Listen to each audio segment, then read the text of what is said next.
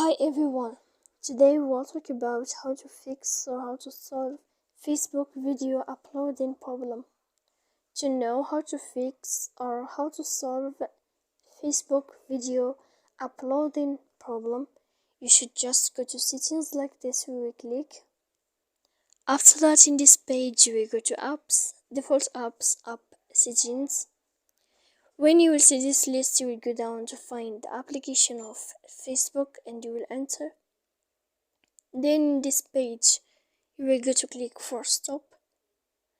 When you will end this, you will enter to storage.